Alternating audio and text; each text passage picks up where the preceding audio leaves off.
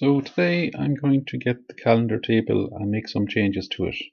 So I click on Get Data and pick SQL Server.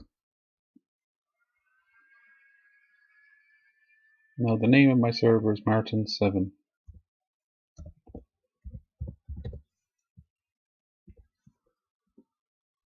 Import, correct, and press OK.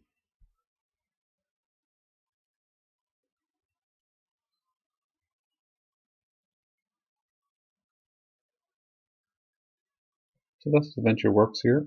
Expand that out.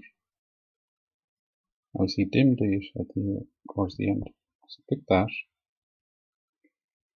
and go in to the Power Query by clicking Edit.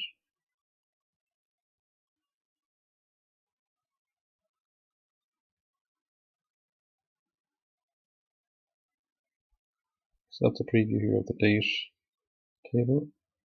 And we'll just change the name here just to date. Let's return it. So now we only want to keep 10 out of the 31 columns. So click on Home and it's Choose Columns. So I'll take them all off first and pick my 10.